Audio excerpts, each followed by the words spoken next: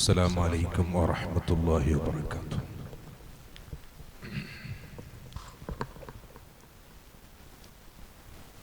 أعوذ بالله من الشيطان الرجيم. بسم الله الرحمن الرحيم.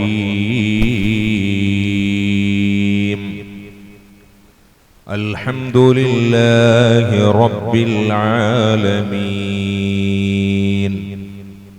الصلاة والسلام على أشرف المرسلين وعلى آله وصحبه أجمعين. نحمده ونستعينه ونؤمن به ونتوكل عليه ونعوذ بالله من شرور أنفسنا ومن سيئات أعمالنا. من يهده الله فلا مضل له ومن يضلل فلا هادي له. نشهد أن لا إله إلا الله وحده لا شريك له ونشهد أن سيدنا محمدا صلى الله عليه وسلم عبده ورسوله أرسله بالهدى ودين الحق ليظهره على الدين كله ولو كره المشركون.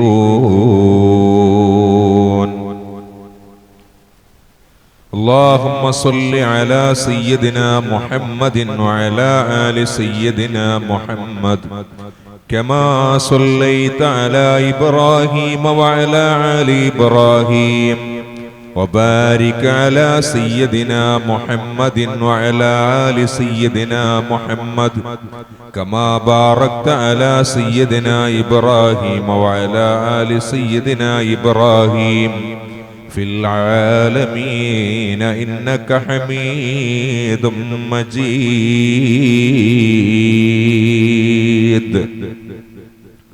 فأعوذ بالله من الشيطان الرجيم. بسم الله الرحمن الرحيم. قل يا عبادي الذين أسرفوا على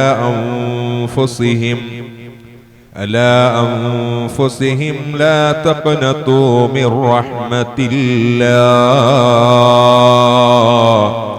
إن الله يغفر الذنوب جميعا إنه هو التواب الرحيم إنه هو الغفور الرحيم. صدق الله. قال النبي صلى الله عليه وسلم من تمسك بسنتي عند فساد أمتي فله أجر 100 شهيد. قال رسول الله صلى الله عليه وسلم يا خير من دفنت بالقاء عظمه فطاب من طيبهن القاء واللكم. نفسي فداء لقبر أنت ساكنه فيه اللفاف وفيه الجود والكرم. يا سيد السادات جئتك قاصدا أرجو هماك فلا تخيب مقصدي. مولاي صل وسلم دائما أبدا حبيبك خير الخلق كلهم وعلى أمة سيدنا ومولانا محمد. റഹ്മാനായ റബ്ബ് നമ്മുടെ ഈ ഇരുത്തം അവൻ്റെ പൊരുത്തത്തിലാക്കി തരുമാറാവട്ടെ. ഇവിടെ ഒരുമിച്ച് കൂട്ടിയതുപോലെ തന്നെ നാളെ അവൻ്റെ സ്വർഗീയ പൂങ്കവനത്തിൽ അല്ലാഹു നമ്മളെയും ബന്ധപ്പെട്ടവരെയും എല്ലാവരെയും അല്ലാഹു അനുഗ്രഹിക്കുമാറാവട്ടെ. നമ്മളിലേക്ക് വരുന്ന മുഴുവൻ ആഫാത്ത് ആഹാത്ത് മുസീബത്തുകൾ ഇടങ്ങേറുകൾ ഏറ്റവും വലിയ മുസീബത്താകുന്ന ബിദ്അത്ത് എന്ന് പറയുന്ന ആ വലിയ ഷർറിൽ നിന്ന് നമ്മളെയും നമ്മുടെ മക്കളെ ഖിയാമത്ത് നാൾ വരെ നമ്മുടെ കുടുംബാംഗങ്ങളെ ഖിയാമത്ത് നാൾ വരെ അല്ലാഹു രക്ഷപ്പെടുത്തി അനുഗ്രഹിക്കുമാറാവട്ടെ. നമ്മളിൽ നിന്ന് മരണപ്പെട്ടു പോയവരുടെയും ഖബറിടം അല്ലാഹു സ്വർഗ്ഗപൂരിതമാക്കി കൊടുക്കുമാറാവട്ടെ. ആമീൻ യാ റബ്ബൽ ആലമീൻ. ഏറ്റവും സ്നേഹവും ആദരവും നിറഞ്ഞ ബഹുമാനപ്പെട്ട സയ്യിദ് സാദാത്ത് തങ്ങൾ അവറുകൾ ത്വയ്ബ എന്ന് പറയുന്ന മഹത്തായ സ്ഥാപനം നമ്മുടെ പട്ടംതടക്ക തൊട്ടപ്പുറത്ത് നടക്കുന്ന ആ മഹത്തായ സ്ഥാപനത്തിന് നേതൃത്വം നൽകുകയും പ്രവർത്തിക്കുകയും ചെയ്തുകൊണ്ടിരിക്കുന്ന വലിയ നേതൃത്വം അല്ലാഹു സുബ്ഹാനഹു തആല ഉന്നതിയിലേക്ക് എത്തിച്ച് തുല്യതയില്ലാത്ത പ്രവർത്തനങ്ങൾ വെക്കാൻ അല്ലാഹു തങ്ങളവർക്ക് തൗഫീഖ് നൽകി അനുഗ്രഹിക്കുമാറാവട്ടെ. അതുപോലെ ഇവിടുത്തെ ഉസ്താദും മുദരീസ് ഉസ്താദ് മുതഅല്ലിമീങ്ങൾ, പ്രിയപ്പെട്ട രക്ഷിതാക്കൾ, കമ്മിറ്റി ഭാരവാഹികൾ, വാത്സല്യനദികളായ പിഞ്ചോമന കുട്ടികൾ, ഉമ്മമാർ, സഹോദരിമാർ, പ്രിയപ്പെട്ട സഹോദരന്മാരെ, അല്ലാഹു ജല്ല ജലാലുഹു ഞങ്ങൾക്ക് ഒരുപാട് നിഅമത്തുകൾ തന്നിട്ടുണ്ട്. ആ നിഅമത്തുകൾ ഒരിക്കലും എണ്ണി തിട്ടപ്പെടുത്താത്ത, പറയാൻ കഴിയാത്ത വലിയ നിഅമത്തുകളാണ് അല്ലാഹു സുബ്ഹാനഹു തആല ഞങ്ങൾക്ക് നൽകിയത്. ഞങ്ങളെല്ലാവരെയും വളരെ ചെറുതായി കാണുന്ന ഒരു കാറ്റ് എന്ന് പറയുന്ന സാധനം, ആ കാറ്റ് നമ്മൾ ചെറുതായി കാണുകയാണെങ്കിലും അല്ലാഹു നൽകിയ വലിയ നിഅമത്താണ് മനുഷ്യൻ ശ്വസിച്ചുകൊണ്ടിരിക്കുന്ന കാറ്റ്. ഈ കാറ്റ് എല്ലാം ഒന്ന് തന്നെ. ഈ കാറ്റിൽ ഒരിക്കലും കാറ്റഗറിയോ വ്യത്യാസമോ ഒന്നുമില്ല. കുറച്ച് ഫാസ്റ്റ് ഉണ്ടാകും കാറ്റ് വീശുന്ന സമയത്ത്, സ്ലോ ഉണ്ടാകും. എന്നാൽ ലോകത്ത് അല്ലാഹു സുബ്ഹാനഹു തആല അവന്റെ ജീവജാലങ്ങൾക്ക് ഈ കാറ്റ് ആവശ്യമാണ്. അത് കടലിന്റെ ഉള്ളിൽ മീനുകളാണെങ്കിലും ആ മീനുകൾ ശ്വസിക്കുന്ന കാറ്റുകൾ വെള്ളത്തിൽ നിന്ന് വലിച്ചെടുക്കുന്ന കാറ്റാണ്. മനുഷ്യർ ശ്വസിക്കുന്ന കാറ്റാണെങ്കിലും മൃഗങ്ങൾ ശ്വസിക്കുന്ന കാറ്റാണെങ്കിലും ഏത് മനുഷ്യരും ജീവജാലങ്ങളും പക്ഷികളും പരവതാനികളും എല്ലാം ശ്വസിക്കുന്നത് ഒറ്റ ഒരു സാധനത്തിനെയാണ്, കാറ്റ്. അല്ലാഹു നൽകിയ ഏറ്റവും വലിയ നിഅമത്താണ്. അങ്ങനെയുള്ള അല്ലാഹു സുബ്ഹാനഹു തആല ഒരുവനാണ്. അവനാണ് ലോകം നിയന്ത്രിച്ചു കൊണ്ടിരിക്കുന്നത്. ഈ ലോകത്തിനെ പരിപാലിച്ചു കൊണ്ടിരിക്കുന്നത് അല്ലാഹു സുബ്ഹാനഹു തആലയാണ്. അല്ലാഹുവാണ് എല്ലാം നിയന്ത്രിക്കുന്നവൻ. കടലിന്റെ ഉള്ളിൽ കിടക്കുന്ന മീനുകൾക്കും ഭക്ഷണം കൊടുക്കുന്നത്, അല്ലെങ്കിൽ കടലിന്റെ ഉള്ളിലുണ്ടാകുന്ന പാറ, ആ പാറയുടെ ഉള്ളിൽ ഒരു ചെറിയ ഉറുമ്പ് ഇങ്ങനെ സഞ്ചരിക്കുകയാണെങ്കിൽ ആ ഉറുമ്പിലേക്ക് വരെ അല്ലാഹു ഭക്ഷണം കൊടുക്കുകയാണ്.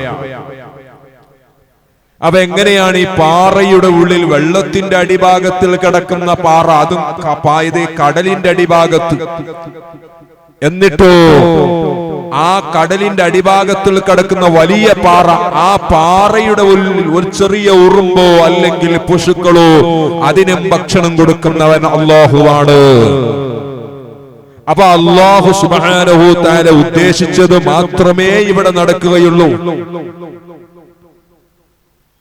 ഇന്ന് രാത്രിയാകുന്നതും പകലാകുന്നതും, അതുപോലെ ഒരു മരത്തിൽ നിന്ന് താഴോട്ട് ഇറങ്ങുന്നതായ ഇലകൾ, അത് പച്ചയാകട്ടെ ഉണക്കാകട്ടെ, നാളെ പുലരാൻ വേണ്ടി പോകുന്ന സമയത്ത് മുളച്ചു വളർന്ന് വരുന്ന വിത്തുകൾ, അതെല്ലാം നിയന്ത്രിക്കുന്നവൻ അല്ലാഹുവാണ്. അതവന്റെ കിതാബിൽ നേരത്തെ അത് കുറിച്ചു വെച്ചതാണ്. നമ്മൾ പ്ലേനം കാക്കിയതുപോലെയൊന്നുമല്ല. നമ്മൾ പ്ലാനിംഗ് ആക്കിയത് പോലെയൊന്നുമല്ല. നമ്മൾ അടുത്ത കാലത്തേക്കുള്ള പ്ലാനിംഗ് ആയി ഇപ്പോൾ ചെയ്യൽ അതല്ല. അല്ലാഹു സുബ്ഹാനഹു തആല ഇല്ലാ ഫീ കിതാബിൻ മുബീൻ, നേരത്തെ അവന്റെ ഗ്രന്ഥത്തിൽ അവൻ പറഞ്ഞു വെച്ചതാണ് എല്ലാം നമ്മൾ രേഖപ്പെടുത്തി കഴിഞ്ഞിട്ടുണ്ട്. അതുകൊണ്ട് മനുഷ്യർ അല്ലാഹു സുബ്ഹാനഹു തആല മനുഷ്യർക്ക് നൽകിയ നിഅമത്തുകൾ വെച്ച് വലിയ നിഅമത്താണ് മനുഷ്യരായത് തന്നെ.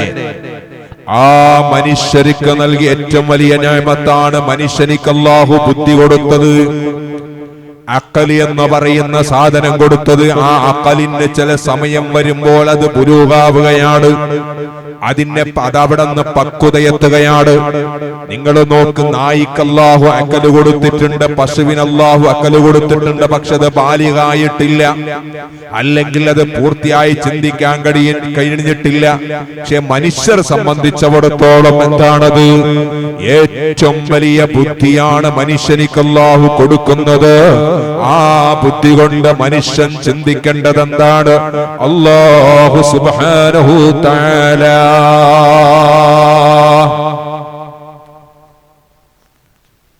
അല്ലാഹു സുബ്ഹാനഹു തആല അവൻ ആരാണ്? അവൻ എന്താണ്? അല്ലാഹു സുബ്ഹാനഹു തആലയും മനുഷ്യരും തമ്മിലുള്ള ബന്ധം എന്താണ്? ആ കടപ്പാട് എന്താണ്? ഇതൊരു ബുദ്ധിയുള്ള മനുഷ്യൻ എപ്പോഴും ചിന്തിക്കേണ്ട ഒരു വിഷയമാണ്. ഏത് സമയത്തും ഞാൻ എന്റെ റബ്ബിലേക്ക് കൊടുക്കേണ്ട കടപ്പാട് എന്താണ്? എന്റെ റബ്ബിലേക്ക് ഞാൻ സമർപ്പിക്കേണ്ട കടപ്പാട് എന്താണ്? എന്നിട്ട് ഈ മനുഷ്യനും പ്രപഞ്ചത്തിനും തമ്മിലുള്ള ബന്ധം എന്താണ്? ഈ ആകാശത്തിനും മനുഷ്യനിക്കും തമ്മിലുള്ള ബന്ധം എന്താണ്? ഈ ഭൂമിയിൽ മനുഷ്യനും തമ്മിലുള്ള ബന്ധം എന്താണ്? ഇതെല്ലാം മനുഷ്യൻ ചിന്തിച്ച് നടക്കേണ്ടവനാണ്. ഞാനൊരു യഥാർത്ഥ മനുഷ്യനാണെങ്കിലോ, ഞാൻ യഥാർത്ഥ ഒരു മനുഷ്യ ബുദ്ധിയുള്ളവനാണെങ്കിലോ, ഏത് സമയത്തും അവൻ ചിന്തിക്കേണ്ടത് എന്റെ റബ്ബാണ്, അല്ലാഹുവാണ് എല്ലാം.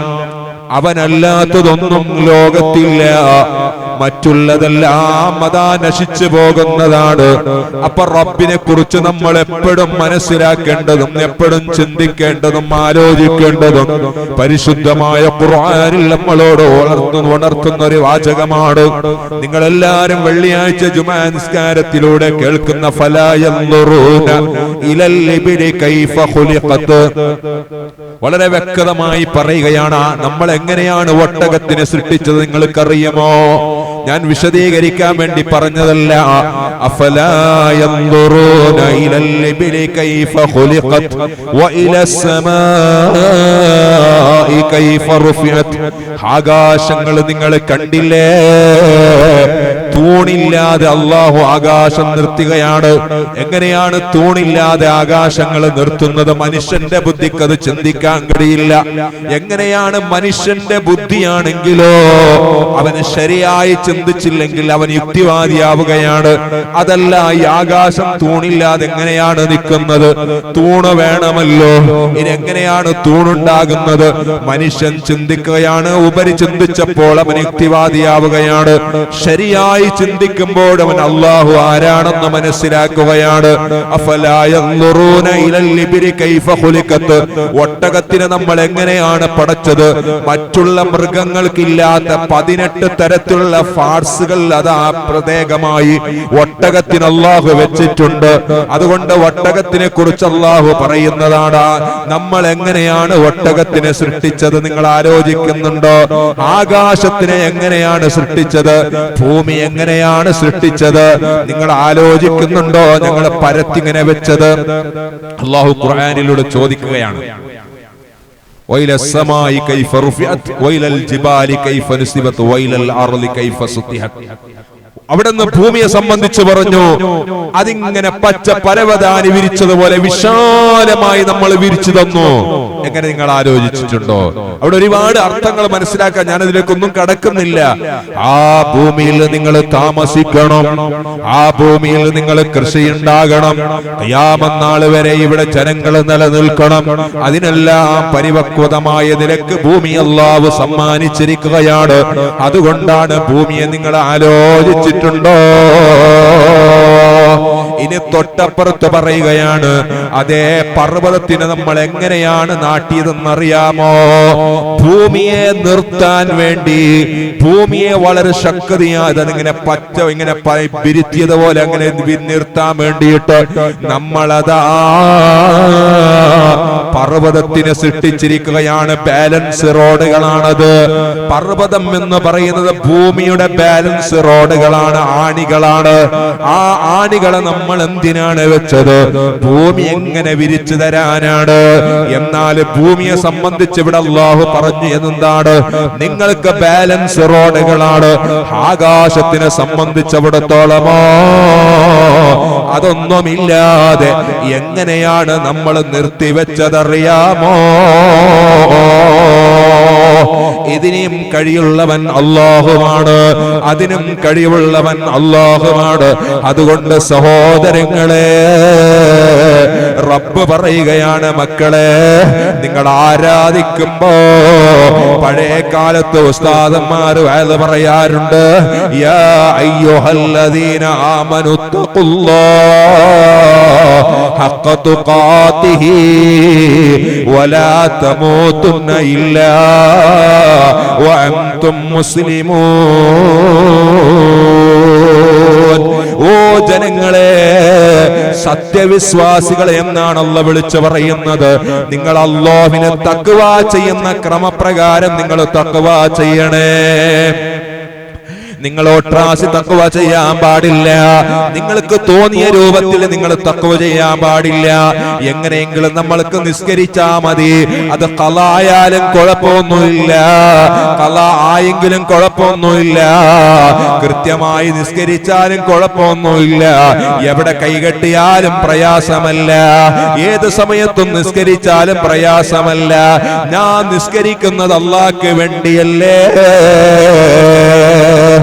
എന്ന് ചിന്തിക്കുന്ന കുറെ ആളുകൾ ഉണ്ടാകാം. ഞങ്ങൾ നിസ്കരിച്ചാ മതി. ഇനി ഞങ്ങൾ ഖുർആനുണ്ട്, പരിശുദ്ധമായ ഖുർആൻ. ആ ഖുർആൻ അല്ലാഹുവിന്റെ കലാമാണ്. ആ കലാമിനെയോ ഓതിയാൽ മതി കേട്ടോ. എങ്ങനെ ഓതിയാലും കുഴപ്പമൊന്നുമില്ല. അങ്ങനെ ചിന്തിക്കുന്ന ആളുകൾ ഉണ്ടാകാം. ചിലപ്പോൾ അവരെ വരുന്ന സമയത്ത് അവരുടെ കയ്യിൽ മുസ്ഹഫ് ഉണ്ട്, അല്ലെങ്കിൽ മറ്റുള്ള സാധനങ്ങളെ കൂടെ അവർക്ക് മുസ്ഹഫ് ഉണ്ട്, മറ്റുള്ള വിഷയങ്ങളിൽ അവർക്ക് മുസ്ഹഫ് ഉണ്ട്. ഏത് സമയത്തും അവർ ഖുർആൻ ഓതുകയാണ്. പക്ഷേ അവരെ സംബന്ധിച്ചിട്ടാണ് പറയുന്നത്, ഖുർആൻ ഓതണമെങ്കിൽ അതിൻ്റെതായ നിയമങ്ങളുണ്ട്. നിയമങ്ങൾ തെറ്റാതെ അവൻ ഖുർആൻ ഓതിയാൽ മാത്രമേ അല്ലാഹു സ്വീകരിക്കുകയുള്ളൂ.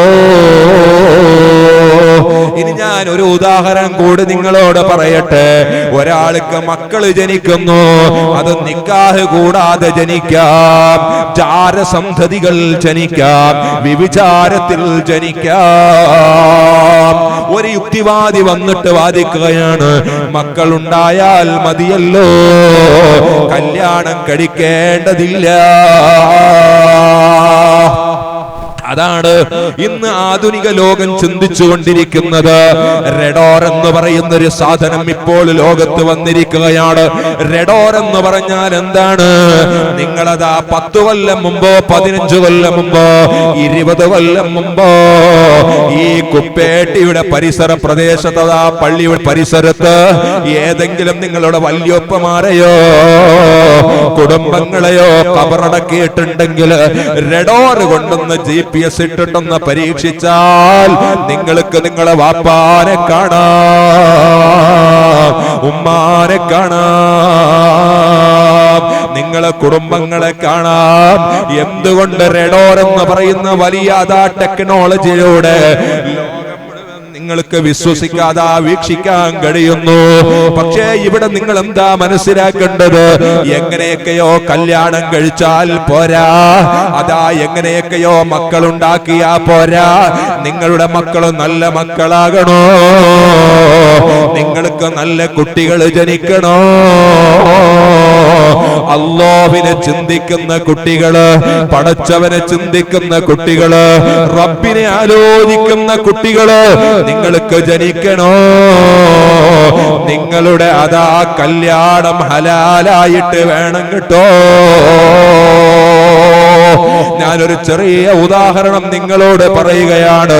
ബഹുമാനപ്പെട്ട അലി ഇബ്നു അബീ ത്വാലിബ് റളിയല്ലാഹു അൻഹു ആരാണ്?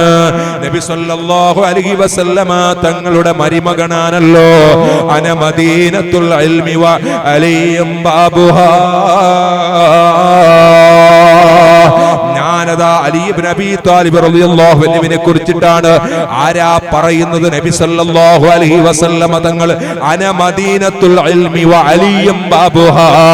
ഞാനൊരു ഇൽമിന്റെ പട്ടണമാണ്, ഞാനൊരു ഇൽമിന്റെ കേദാരമാണ്. അതിന്റെ അതാ കവാടം ഡോറോ അത് അലി ഇബ്നു അബീ ത്വാലിബ് തങ്ങളാണ് എന്ന് പറഞ്ഞാൽ അതിന്റെ അർത്ഥം എന്താണ്? ഇൽമാകുന്ന പട്ടണത്തിനെ കുറിച്ചുള്ള മുഴുവനും വിവരമുള്ളത് ആർക്കാണ്? അത് അലി ഇബ്നു അബീ ത്വാലിബ് തങ്ങൾക്കാണ്. എന്താണ്? അലി ഇബ്നു അബീ ത്വാലിബ് തങ്ങൾക്കാണ് മുഴുവൻ വിവരമുള്ളത്. അനാദാ അലി ഇബ്നു അബീ ത്വാലിബ് അലി ഇബ്നു അബീ ത്വാലിബ് തങ്ങളെ സംബന്ധിച്ച് ആരാ പറയുന്നത്? ഹബീബായ മുഹമ്മദുർ റസൂലുള്ളാഹി ഖദ് അലിമതു ഖൈബറു അന്നി മുറഹിബു സഖി സിലാഹും ബാതലും മുജറബു അനല്ലദീ സമ്മത്നി ഉമ്മി ഹൈദറ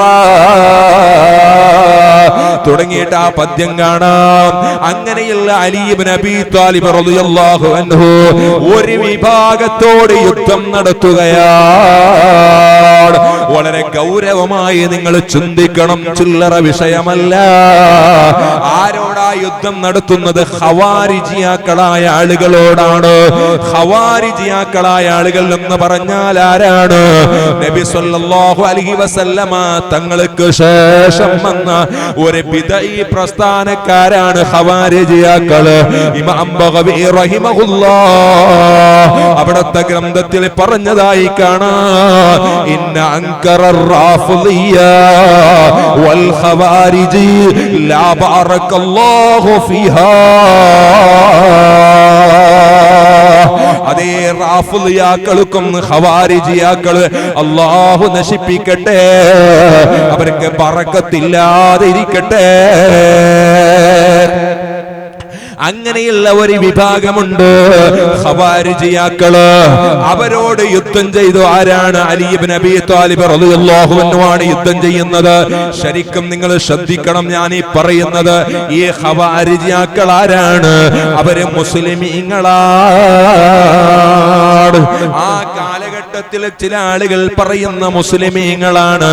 എന്നിട്ട് അലി ഇബ്നു അബീ ത്വാലിബ് റളിയല്ലാഹു അൻഹു യുദ്ധം ചെയ്തിട്ട് ഖവാരിജിയാക്കളോട് യുദ്ധം ചെയ്തിട്ട് ഖവാരിജിയാക്കളായ ആളുകളുടെ നേതാവിനങ്ങ് പിടികൂടുകയാണ്. എന്നിട്ട് തലയങ്ങ് വെട്ടിയെടുക്കുന്നു. എന്നിട്ട് ഈ വെട്ടിയെടുക്കപ്പെട്ട മനുഷ്യന്റെ ഖാദിമിനോട് ബഹുമാനപ്പെട്ട അലി ഇബ്നു അബീ ത്വാലിബ് തങ്ങൾ ചോദിക്കുന്നു, നിന്റെ ബോസിനെ ഞാൻ വെട്ടിക്കളഞ്ഞില്ലേ? നിന്റെ നേതാവിനെ ഞാൻ കൊന്നുകളഞ്ഞില്ലേ? എന്താ നിങ്ങൾക്ക് അയാളെ കുറിച്ച് അഭിപ്രായം പറയാനുള്ളത്?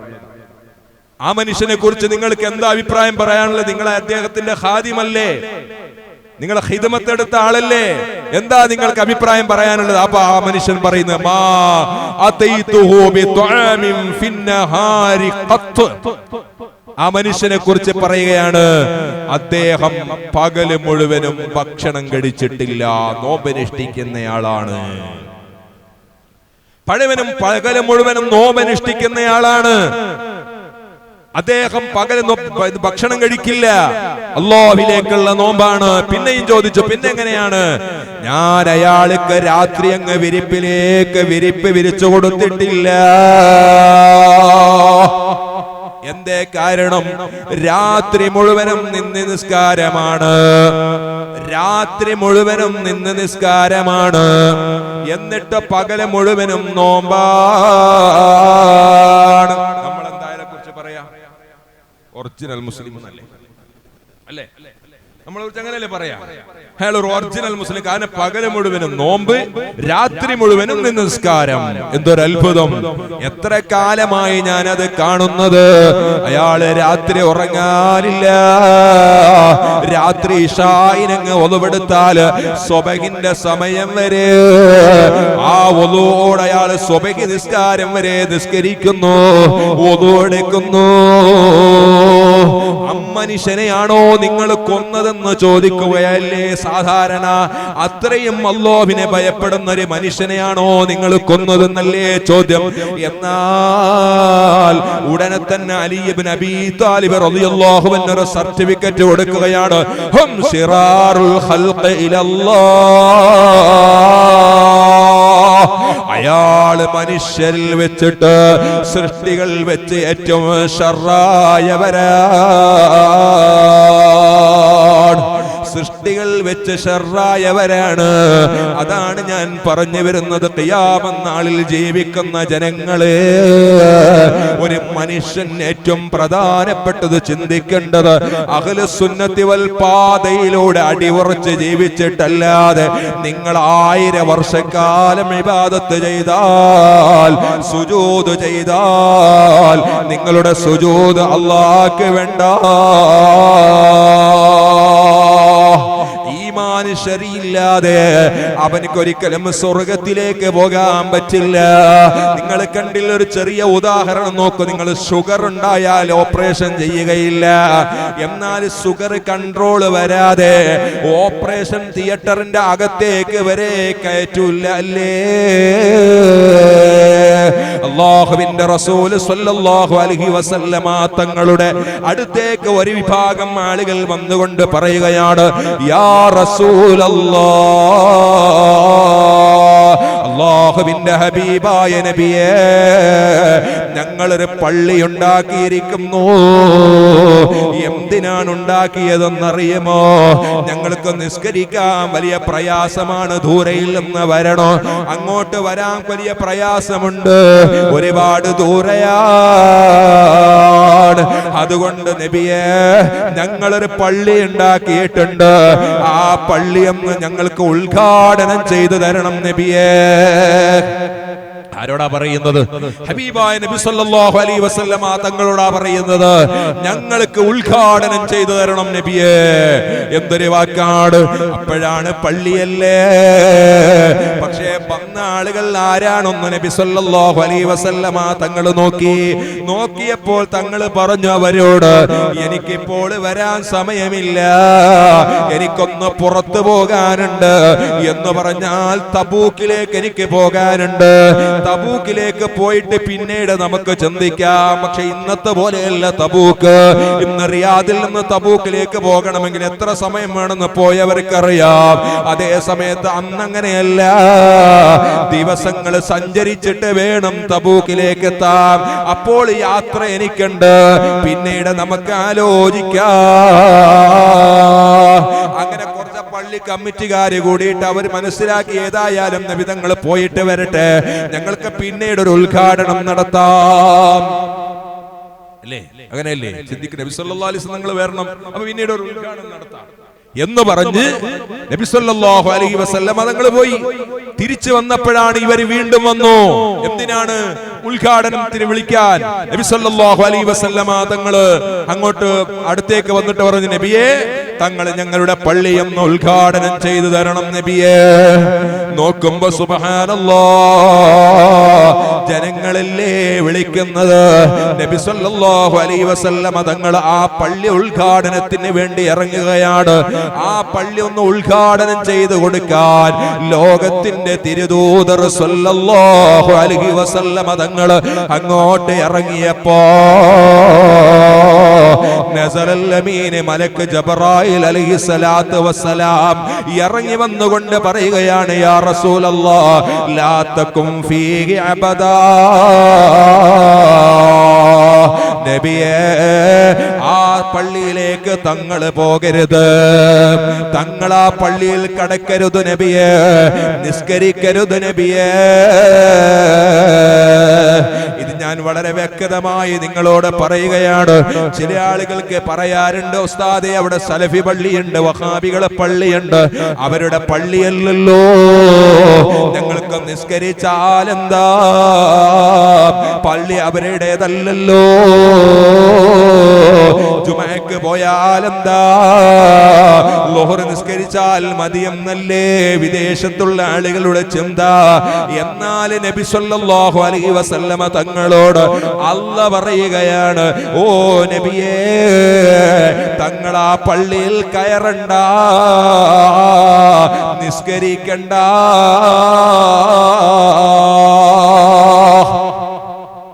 ഇപ്പൊ നിങ്ങൾ വിലയിരുത്തിക്കോളി, വിദഗ്ധക്കാരുടെ പള്ളിയിലേക്ക് പോകാൻ പറ്റുമോ അല്ലേ? വിദഗ്ധക്കാരുടെ പള്ളിയിലേക്ക് അങ്ങനെ കുറെ ആളുകൾ എന്നോട് തന്നെ പറഞ്ഞവരുടെ ചെറുപ്പക്കാർ, ഞമ്മൊന്നും പോവില്ലല്ലോ, നിസ്കരിച്ച പാടില്ല, ഒരിക്കലും അത് ചെയ്യാൻ പാടില്ല.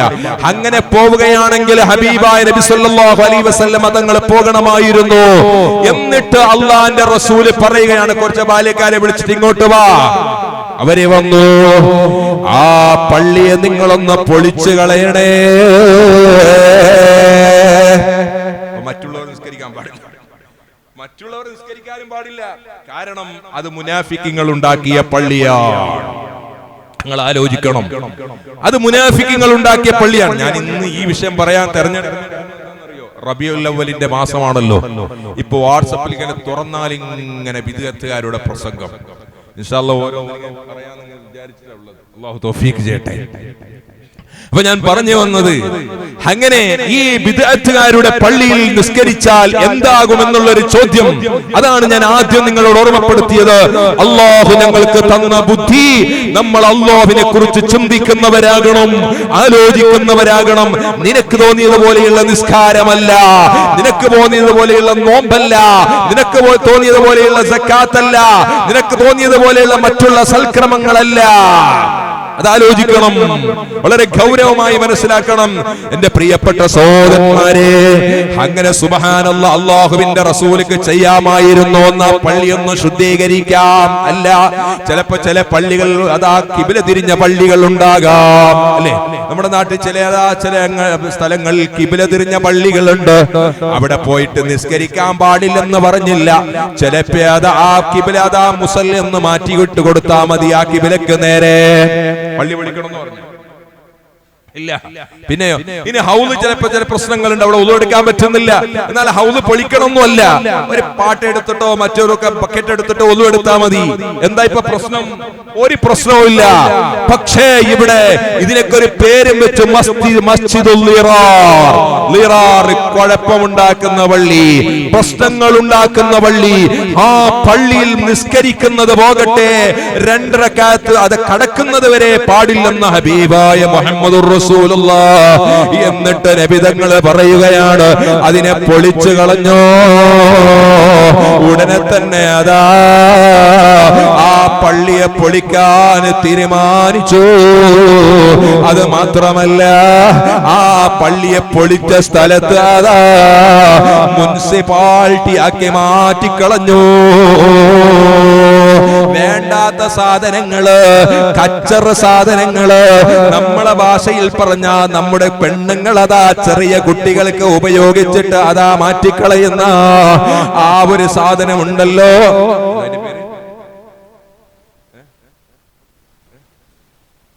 ചെറിയ കുട്ടികൾക്ക് മൂത്ര പേര് പറഞ്ഞു,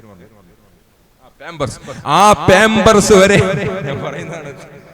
അങ്ങനെ നബിതങ്ങൾ അങ്ങനെ പറഞ്ഞ് അങ്ങനെ മനസ്സിലാക്കണ്ട, കച്ചറ സാധനം. അപ്പൊ പാമ്പേഴ്സ് വരെ കൊണ്ടുപോയി വലിച്ചെറിയാൻ പറ്റുന്ന പള്ളിയാക്കി മാറ്റി ആരാ? ലോകത്തിന്റെ തിരുദൂതർ മുഹമ്മദുർ റസൂലുള്ളാഹി സല്ലല്ലാഹു അലൈഹി വസല്ലം. ഇനി നിങ്ങൾ ആലോചിച്ചോ, ഇനി ആ പള്ളിയിൽ നമ്മൾക്ക് നിസ്കരിക്കാൻ പറ്റുമോ? ഏത് പള്ളിയായിരിക്കണമോ? സുന്നത്ത് ജമാഅത്ത് പറയുന്ന പള്ളിയാകണം, അല്ലാഹുവിന്റെ ദീന് പറയുന്ന പള്ളിയാകണം, ഒരു ഖാദിന്റെ കീഴിലുള്ള പള്ളിയാകണം കേട്ടോ. ഇനി അതൊരു കാര്യം കൂടി ഇടയ്ക്ക് ഞാൻ ചേർക്കുകയാണ്. ചില മഹല്ലുകാരങ്ങനെ മനസ്സിലാക്കി പോയി, കമ്മിറ്റിക്കാരുണ്ടായ പള്ളി നടത്താമെന്നല്ല. ചില ആളുകൾ അങ്ങനെ ചിന്തിക്കുന്നുണ്ട്, പള്ളി കമ്മിറ്റിയും ഉസ്താദുമാരുണ്ടായാൽ പള്ളി നടത്തിയാൽ മതി, പിന്നെ ആരോ അതിന്റെ ആവശ്യമില്ല. അങ്ങനെയല്ല, പള്ളി കമ്മിറ്റിക്കാർക്ക് പൂർണ്ണമായ അധികാരമുണ്ടെന്ന് ചില ആളുകൾ ചിന്തിക്കുന്നവരുണ്ടാകാം. ഇല്ല, പള്ളിക്ക് അധികാരമുള്ളത് ഖാദിക്കാണ്. ഖാദിന്റെ കീഴിലാണ് ഏത് പള്ളി കമ്മിറ്റിക്കാരും. അതുകൊണ്ട് ഏത് മഹല്ലിക്കാരും, ഏത് പ്രസിഡന്റ് ആയാലും, ഏത് സെക്രട്ടറി ആയാലും അത് ആ നാട്ടിലേക്ക് മാത്രം അങ്ങനെ ചിന്തിച്ചു പോകണ്ട. അത് ഒരു ഖാദിന്റെ കീഴിൽ തന്നെയാണ് ആ പള്ളികൾ നിലകൊള്ളുന്നത്. അതാണ് ശറഇന്റെ നിയമം. അതിന് വിപരീതമായിട്ട് പിന്നെ ഇതിനെ പെടുത്താൻ പറ്റാത്ത ഒരു അവസ്ഥയാണ്. ഇരിക്കട്ടെ, ഞാൻ പറഞ്ഞു വന്നത്, അല്ലാഹുവിന്റെ റസൂൽ സ്വല്ലല്ലാഹു അലൈഹി വസല്ലമ തങ്ങൾ ആ പള്ളിനങ്ങ് പൊളിക്കാൻ ഓർഡർ ഇടുകയാണ്. ആ പള്ളിയിലേക്ക് പോകാൻ പാടില്ലെന്ന് പറയുകയാണ്. ഇനി എന്റെ പ്രിയപ്പെട്ട സഹോദരന്മാരെ, ആലോചിച്ചോ, നമ്മൾ ചിന്തിക്കേണ്ട ഒരു വലിയ വിഷയമുണ്ട്. നമ്മുടെ ചെറിയ കുട്ടികൾ നമ്മളെ സലഫികളുടെ സ്കൂളിലേക്ക് പറഞ്ഞയക്കാറുണ്ട്, വഹാബികളുടെ സ്കൂളിലേക്ക് പറഞ്ഞയക്കാറുണ്ട് കേട്ടോ. ഈ ഒരു പോക്ക് എന്താണെന്ന് ഞങ്ങൾക്ക് അറിയില്ല. അങ്ങനെയുള്ള ഒരു സലഫികളുടെ സ്കൂളിലേക്കോ സുന്നികളായ മക്കളെ നിങ്ങളെ പറഞ്ഞയക്കാൻ പാടുള്ളതല്ല. കാരണം എന്തെന്നറിയോ? ഇമാം റാസി തങ്ങൾ ഉദ്ധരിക്കുന്നത് കാണാം, ഇമാം നവവി തങ്ങൾ ഉദ്ധരിക്കുന്നത് കാണാം. മല്ലഹിക ഇലാ മുബ്തദിഇൻ, ഒരു മുബ്തദിയായ മനുഷ്യന്റെ മുഖത്ത് നോക്കി ചിരിച്ചാലോ, അത് ചിരിക്കസ്ല എന്താക്കും, നമുക്ക് കച്ചവടാക്കുന്നല്ലേ, അത് ചിരിച്ചാൽ കുഴപ്പമൊന്നുമില്ല, കച്ചവടാക്കുന്നല്ലേ. ഇത് സാധാരണക്കാർക്കും ബാധകമല്ല, പിന്നെയോ ആലിമീങ്ങൾക്കും ബാധകമാണ്. ഇപ്പൊ ചിലയിടങ്ങളിൽ ഞാനത് വളരെ വ്യക്തമായി പറയാം, ചില ഉസ്താദുമാർ അങ്ങനെ ചെയ്യാണ്ട് സലഫികളെ കൂടെ യാത്ര ചെയ്യും, അവർക്ക് ഇങ്ങനെ കൈ കൊടുക്കല് എന്തെന്നില്ല. അല്ലാഹു അലം. ഇവിടെ ദീന് പറയാൻ ഇപ്പൊ ആരും ഇല്ലാതെയായി പോയി. അല്ലാഹു നമ്മളെ കാത്തു സലാമത്താക്കി തെരുമാറാവട്ടെ. ദീന് പറയാൻ ആളുകളില്ലാത്ത കാലം വന്നുപോയി. ഹൃദയങ്ങൾ ചത്തുപോയില്ലേ, മനുഷ്യരുടെ ഖൽബ് നശിച്ചുപോയി. വിധേയക്കാരനോട് എല്ലാ നിലക്കുള്ള സ്നേഹങ്ങളും സഹകരണങ്ങളും സല്ലാപങ്ങളും തുടങ്ങിയിട്ട് ഈ സമുദായം എങ്ങോട്ടാണ് പോകുന്നത് വളരെ വ്യക്തമായി നമ്മൾ ആലോചിക്കേണ്ടതുണ്ട്, മനസ്സിലാക്കേണ്ടതുണ്ട്. സുന്നത്ത് ജമാഅത്ത് പറയാനും അത് ജനങ്ങളുടെ ഇടയിൽ പറഞ്ഞു കൊടുക്കാനും പ്രസംഗിക്കാനും വഅദ് പറയാനും പണ്ഡിതന്മാർക്ക് എന്ത് പ്രയാസങ്ങളും പ്രതിസന്ധികളും ഉണ്ടായാലും അതിന് തരണം ചെയ്തുകൊണ്ട് അല്ലാഹുവിന്റെ ദീന് സുന്നത്ത് ജമാഅത്ത് അത് പറഞ്ഞേ പറ്റൂ. ഈ പണ്ഡിതന്മാർക്ക്, ഈ ഉലമാഇന്റെ ബാധ്യതയാണ്. ഇദാ വഹറത്തുൽ ബിദ്ഉ ഫസക്കത്തൽ ആലിമു, അല്ലെങ്കിൽ ഫസക്കത്തൽ ഉലമാഉ ഫഅലൈഹി ലഅനത്തുല്ലാഹ്. വളരെ വ്യക്തമായി പറഞ്ഞില്ലേ, ഇവരെ കുറിച്ചിട്ടാണ് പറഞ്ഞത്. ആകാശത്തിന്റെ താഴ്വരയിൽ അവരെക്കാളും വലിയ നശിച്ചവരെ വേറെ ആളുകളില്ല. അവസാന കാലഘട്ടം സുന്നത്ത് ജമാഅത്ത് നശിച്ചു പോകുമ്പോ, അല്ലാഹുവിന്റെ ദീന് ചിന്ന ഭിന്നമാകുമ്പോ, അതാ ബിദ്അത്തിനെ മറച്ചു വെക്കുന്നവന്റെ മുകളില് അല്ലാഹുവിന്റെ ശാപമുണ്ടാകട്ടെ. നസഅ മിൻ ഖൽബിഹി നൂറുൽ ഈമാൻ. ഒരു ബിദ്അത്തുകാരന്റെ മുഖത്ത് നോക്കിയിട്ട് ഒരു മനുഷ്യനങ്ങ് ചിരിച്ചാലോ അവന്റെ ഖൽബിൽ നിന്ന് അല്ലാഹു ഈമാനങ്ങ് ഊരിക്കളയുന്നതാണ്, ഈമാനങ്ങ് ഊരിക്കളയുന്നതാണ്. മൻ വഖറ സ്വാഹിബ ബിദ്അ, ഒരു ബിദ്അത്തായ ഒരു മനുഷ്യനെ ആദരിച്ചാലോ, അത് ഇന്നിഫൻസ് ഡേ വന്നപ്പോഴായാലും, നാട്ടിന്റെ ഒരു പ്രമുഖനായാലും, അല്ലെങ്കിൽ ആരായാലും, യവനായാലും ഏത് പരിപാടിക്കായാലും ഒരു ബിദ്അത്തുകാരനെ ഒരാളെ സന്മാനിച്ചാലോ അല്ലെങ്കിൽ അവന്റെ കൂടെ ഇരുന്നാലോ അവനിക്ക് ബഹുമാനം കൊടുത്താലോ അവനെ സ്നേഹിച്ചാലോ അവന്റെ മുഖം നോക്കി ചിരിച്ചാലോ വേണ്ട, ഒരു മൊബൈൽ ഫോൺ എടുത്തിട്ട് അവനിക്കതാ ഒരു മെസ്സേജ് അയക്കുകയാണ്, നിനക്കൊരു കൺഗ്രാറ്റുലേഷൻ എന്ന മെസ്സേജ് അയക്കുകയാണ്, അല്ലെങ്കിൽ ഒരു സർപ്രൈസ് കൊടുക്കുകയാണ്, അല്ലെങ്കിൽ ഒരു അഭിനന്ദനം അറിയിക്കുകയാണ്. ഇങ്ങനെ ഒരാൾ ചെയ്താൽ മോനെ നിന്റെ ഈമാൻ പോയില്ലേ, നശിച്ചു പോയില്ലേ. ഞാനെത്ര ജൗഹരിയായാലും കാര്യമില്ല, സഅദിയായാലും കാര്യമില്ല, അല്ലെങ്കിൽ ആലിമായാലും കാര്യമില്ല, എത്ര വലിയ സഖാഫിയായാലും കാര്യമില്ല.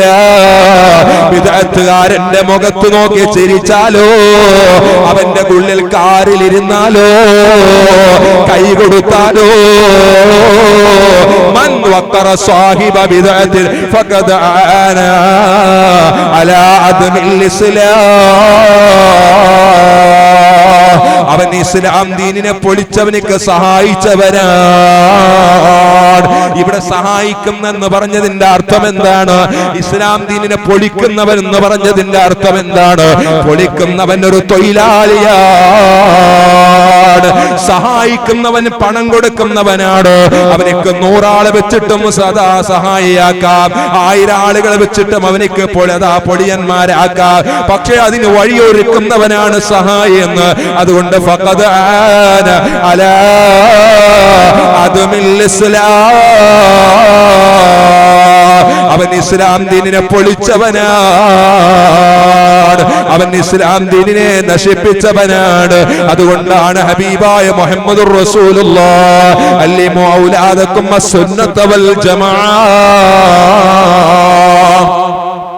വളരെ ഗൗരവമായി ചിന്തിക്കേണ്ട ഒരു കാര്യമല്ലേ അത്?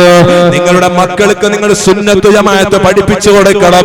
ഒരു ബിദ്അത്തുകാരന്റെ ഏതെങ്കിലും ഒരു സ്കൂളിലേക്ക് പറഞ്ഞയച്ചാലോ നിങ്ങൾക്ക് ഈമാൻ ലഭിക്കുമോ? അവർക്ക് സലാം പറയില്ലേ? ഇമാം നവവി തങ്ങൾ തുടർന്നുകൊണ്ട് പറയട്ടെ, ഒരു ബിദ്അത്തുകാരന്റെ മുഖം നോക്കിയിട്ട് ഒരാൾ ചിരിച്ചാലോ 40 വർഷത്തിന്റെ ഇബാദത്തുകൾ അല്ലാഹു പൊളിച്ചു കളയുന്നതാ. എത്ര ഗൗരവമുള്ള വാക്കാണത്! എന്തുകൊണ്ടാണ് സുന്നത്ത് ജമാഅത്ത് മനസ്സിലാക്കാത്തത്? നിങ്ങൾ നോക്കൂ, ഞാനൊരു ചെറിയ ഉദാഹരണം പറയട്ടെ. ഇന്ന് വന്ന വാട്സപ്പിൽ ഒരു മെസ്സേജ് എന്താണ്? നബി സല്ലല്ലാഹു അലൈഹി വസല്ലമ തങ്ങളെ കുറിച്ച് ആക്ഷേപിച്ചിട്ടാണ് പറയുന്നത്. യാ ഇബാദി, അതാ പരിശുദ്ധരായ ഹബീബായ മുഹമ്മദുർ റസൂലുള്ളാഹി സല്ലല്ലാഹു അലൈഹി വസല്ലമ തങ്ങളുടെ മീലാദ് കടന്നു വരുന്ന സമയത്ത് യാ സയ്യിദ സാദാത്ത് ജഅതുക,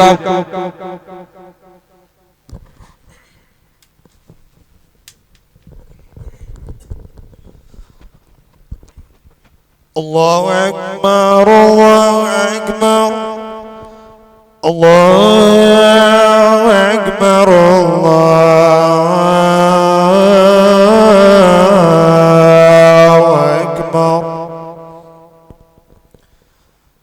أشهد أن لا إله إلا الله أشهد أن لا إله إلا الله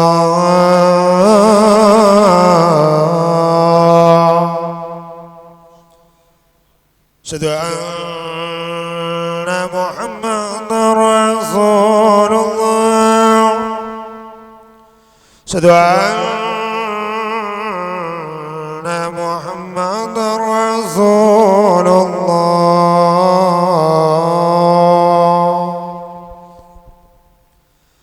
حي على الصلاة حي على الصلاة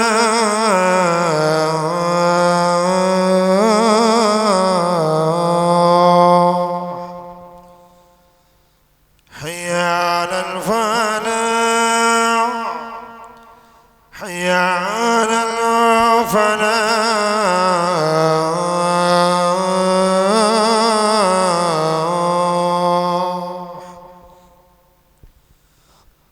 الله أكبر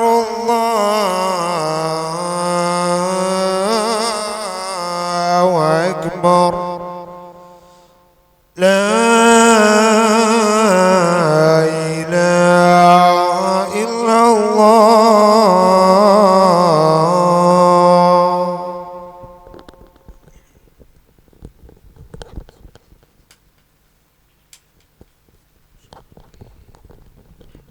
സഹോദരന്മാരെ, ഞാൻ ദീർഘിപ്പിച്ച് പറയുന്നില്ല, ഇൻഷാ അല്ലാഹ് നിർത്തുകയാണ്. അബ്ദുകൽ മിസ്കീൻ യർജു ഫളലകൽ ജമ്മൽ ഗഫീറു.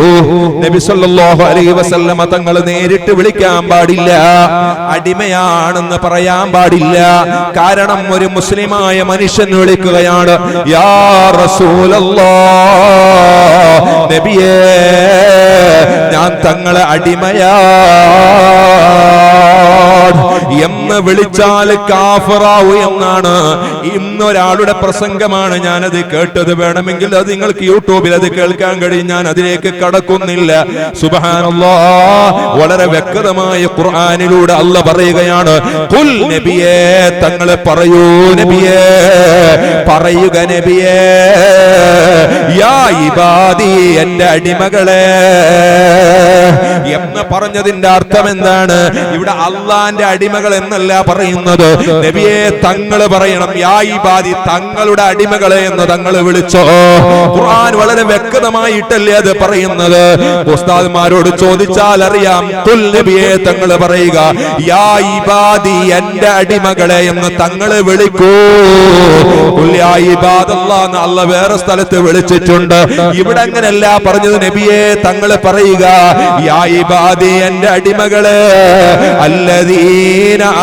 الذين أسرفوا على أنفسهم لا تقنطوا من رحمة الله إن الله يغفر الذنوب جميعا إنه هو الغفور الرحيم. മനസ്സിലായില്ലേ ഞാൻ പറഞ്ഞത്? യാ ഇബാദി എന്ന് പറഞ്ഞാൽ എന്റെ അടിമകൾ. അല്ല വിളിക്കുകയാണ്, അല്ല വിളിക്കല്ല. ഖുൽ നബിയെ തങ്ങൾ പറയാ, നബി തങ്ങളോടാ പറയാ, യാ ഇബാദി എന്റെ അടിമകളെ. ആരെ വിളിക്കാൻ പറയുന്നത്? നബി തങ്ങളോടാ വിളിക്കാൻ പറയുന്നത്. അപ്പൊ നബി തങ്ങൾ എങ്ങനെയാ വിളിക്കേണ്ടത്? എന്റെ അടിമകൾ. അപ്പൊ ആരെ അടിമകൾ?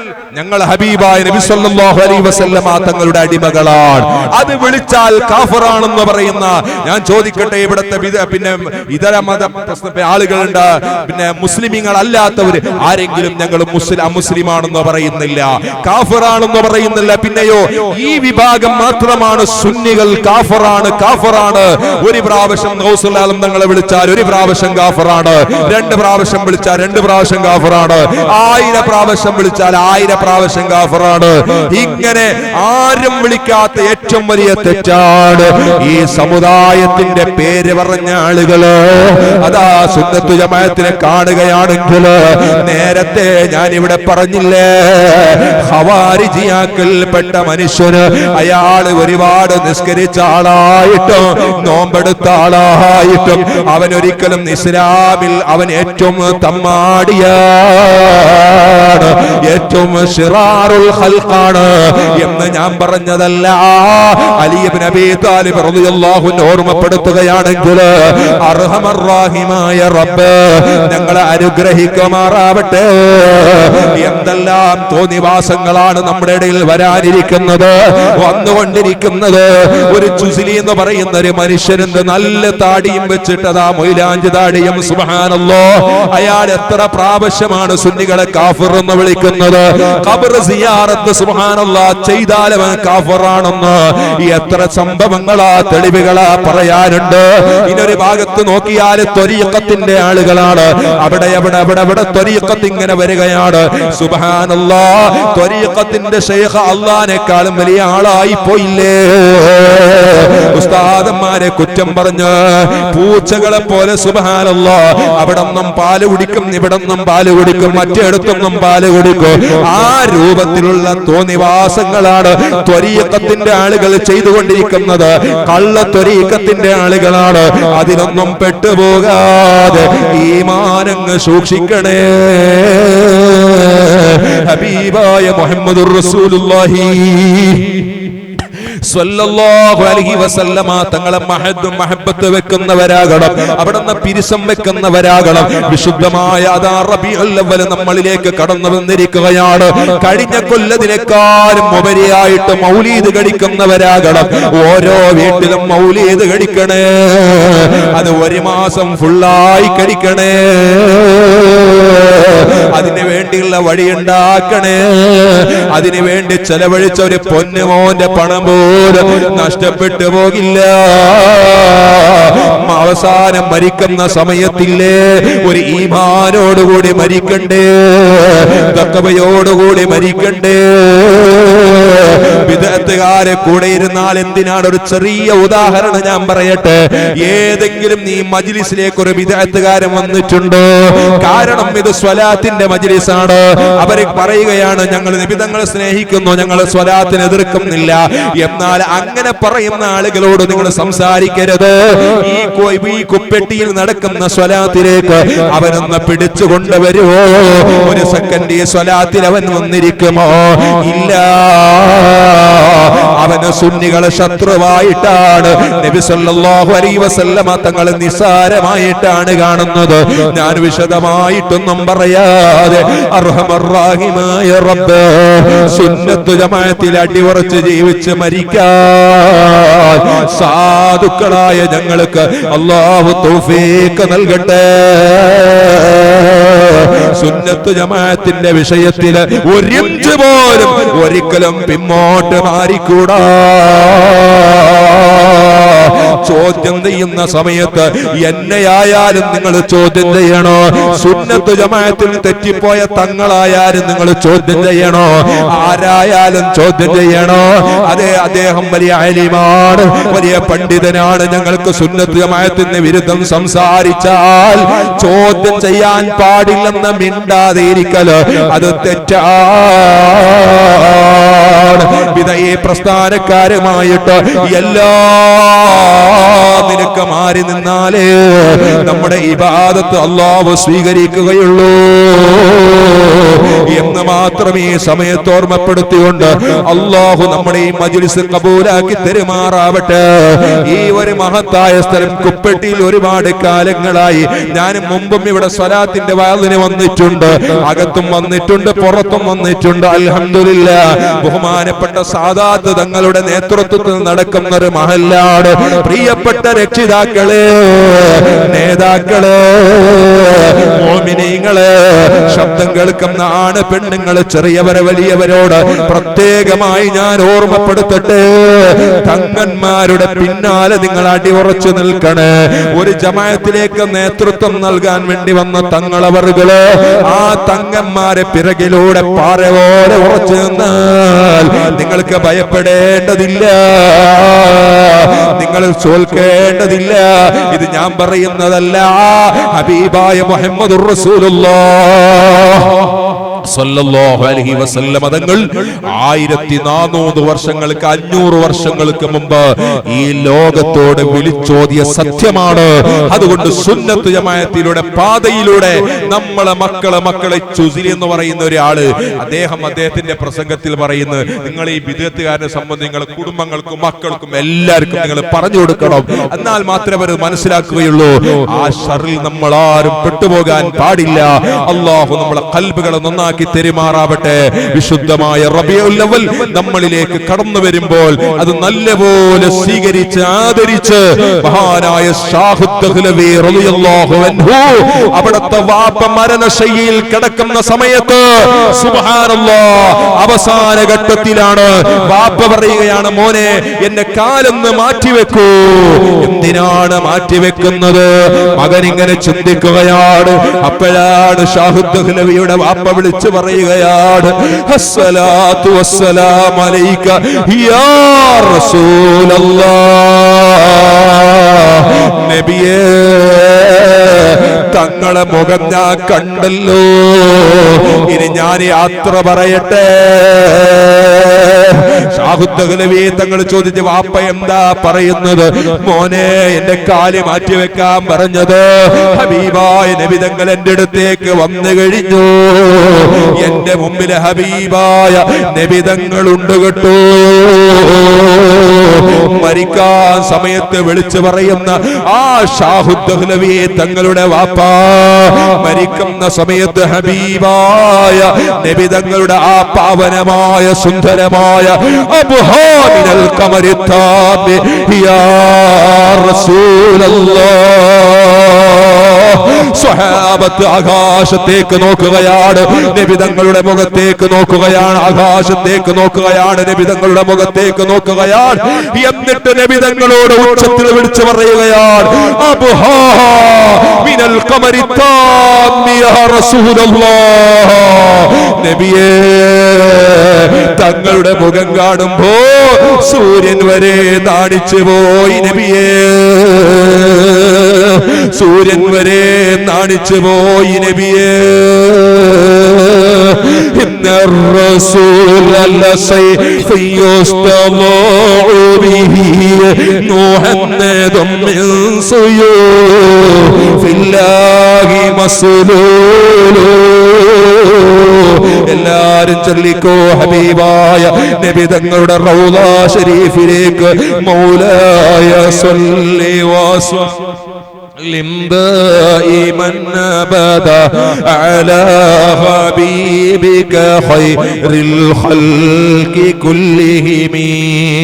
അല്ലാഹുവേ, നമ്മുടെ മക്കൾ നീ കബൂൽ ചെയ്യണം റഹ്മാനെ, നീ സ്വീകരിക്കണം റഹ്മാനെ. നിങ്ങളുടെ മജ്ലിസ് എന്തുദ്ദേശം വെച്ചിട്ടുള്ളവരുണ്ടെങ്കിൽ എല്ലാം ഈ മജ്ലിസിന്റെ ബറക്കത്ത് കൊണ്ട്, ബഹുമാനപ്പെട്ട സാദാത്യങ്ങളുടെ ബറക്കത്ത് കൊണ്ട്, ആലിമീങ്ങളുടെ മുതഅല്ലിമീങ്ങളുടെ ബറക്കത്ത് കൊണ്ട് നമ്മുടെ കടങ്ങളെല്ലാം നീ തീർത്തു തരണം റഹ്മാനെ. ഞങ്ങളുടെ പ്രയാസങ്ങളെല്ലാം നീക്കി തരണം റഹ്മാനെ. ഞങ്ങൾ നശിച്ചു കാണാൻ, ഞങ്ങൾ ഒന്നുമല്ലാതെ ആയി കാണാൻ ഉദ്ദേശിക്കുന്ന ആളുകളുടെ മുഖത്തേക്ക് നീ കരിവാരി തേക്കണം റഹ്മാനെ. സുന്നത്ത് ജമാഅത്തിന് വിരുദ്ധമായി ആര് പ്രവർത്തിക്കുന്നുണ്ടോ അവരെ നീ താഴ്ത്തിക്കളയണം റഹ്മാനെ. അല്ലാഹുവേ, ഞങ്ങൾ ചെയ്യുന്ന ഓരോ ബിസിനസ്സും കാര്യങ്ങളും നീ ബറക്കത്ത് നൽകണേ അല്ലാഹ്. ഞങ്ങൾ സ്ഥാപനം നടത്തുന്നവരാണ്, ഒരുപാട് കടങ്ങളുണ്ട്. ബഹുമാനപ്പെട്ട തങ്ങളുടെ സ്ഥാപനം അൽഹംദുലില്ലാഹ്, നേരത്തെ ഞാൻ പറഞ്ഞല്ലോ, വലിയ ഉന്നതിയിലേക്ക് അത് എത്തിച്ചേരണം. നിങ്ങളെല്ലാവരും സഹകരിക്കണം, പ്രവർത്തിക്കണം. അതിന് ഒന്നുമല്ലെങ്കിൽ അതിന്റെ പ്രചാരകരായിട്ട് നിങ്ങളൊക്കെ രംഗത്ത് വരണം. അൽഹംദുലില്ലാഹ്, അതിനെ നല്ലതുപോലെ മുന്നോട്ട് കൊണ്ടുപോകാൻ, ഒരിക്കലും തുല്യതയില്ലാത്ത പ്രവർത്തനം കാഴ്ചവെക്കാൻ തങ്ങളവർക്കും ഞങ്ങൾക്കും അല്ലാഹു തൗഫീഖ് നൽകുമാറാവട്ടെ. ഞാനും ഒരു സ്ഥാപനം നടത്തുന്നതിന് മുമ്പ് ഞാൻ ഇവിടെ പിരിവിനും വന്നിട്ടുണ്ട്, പല ആളുകൾ സഹായിച്ചിട്ടുമുണ്ട്. അല്ലാഹു എല്ലാവർക്കും നീ ബറക്കത്ത് നൽകണേ റഹ്മാനെ. ഇപ്പോൾ രണ്ടാം തട്ടിന്റെ ഒരു പണി നടന്നുകൊണ്ടിരിക്കുകയാണ്. ഇൻഷാ അല്ലാഹ് അത് പൂർത്തിയാകാൻ വേണ്ടി നിങ്ങളൊക്കെ ദുആ ചെയ്യണമെന്ന് ഓർമ്മപ്പെടുത്തി. ഇൻഷാ അല്ലാഹ് ശനിയാഴ്ച 11 മണിക്ക് നമ്മുടെ സ്ഥാപനയിൽ സ്വലാത്ത് ഉണ്ട്. ഇൻഷാ അല്ലാഹ് അതിനെല്ലാവരും നിങ്ങളെ പ്രത്യേകമായി വളരെ സ്നേഹപൂർവ്വം ആദരവോട് ക്ഷണിച്ചുകൊണ്ട് ഞാൻ എന്റെ 2 വാക്കുകൾ നിർത്തുകയാണ്. അസ്സലാമു അലൈക്കും വറഹ്മത്തുള്ളാഹി വബറകാതുഹു. അതുപോലെ നമ്മുടെ ഈ ലൈവിലൂടെ, നമ്മുടെ ഫസൽ മീഡിയയിലൂടെ പിന്നെ വീക്ഷിക്കുന്ന എല്ലാവർക്കും അല്ലാഹു സുബ്ഹാനഹു തആല ഖൈറും ബറക്കത്തും ഏറ്റിക്കൊടുക്കുമാറാവട്ടെ. അതിന്റെ പ്രവർത്തകർക്കും ഉസ്താദിനെ പിന്നെ അനുജനിക്കും അല്ലാഹു സുബ്ഹാനഹു തആല, മദനി ഉസ്താദിനിക്കും അല്ലാഹു ഖൈറും ബറക്കത്തും ഏറ്റിക്കൊടുക്കട്ടെ. ഇവിടുത്തെ ജമാഅത്ത് കമ്മിറ്റി ഭാരവാഹികൾക്ക് എല്ലാവർക്കും അല്ലാഹു സുന്നത്ത് ജമാഅത്തിലൂടെ ഉയർച്ച നൽകി അല്ലാഹു സന്തോഷിപ്പിക്കുമാറാവട്ടെ. മുതഅല്ലിമീങ്ങൾക്ക് നല്ല ഇൽമും ഈ മഅരിഫത്തും ഹിക്മത്തും അവർക്കും ഞങ്ങൾക്കും അല്ലാഹു നൽകി അല്ലാഹു സന്തോഷിപ്പിക്കട്ടെ. ബഹുമാനപ്പെട്ട തങ്ങളവർക്ക് ഈ സമൂഹത്തിന് വളരെ പ്രൗഢിയോടെ നേതൃത്വം നൽകാൻ അല്ലാഹു തൗഫീഖ് നൽകി അനുഗ്രഹിക്കുമാറാവട്ടെ എന്ന് ആത്മാർത്ഥമായി ദുആ ചെയ്തുകൊണ്ട് ഞാൻ നിർത്തുകയാണ്. അസ്സലാമു അലൈക്കും വറഹ്മത്തുള്ളാഹി വബറകാതുഹു.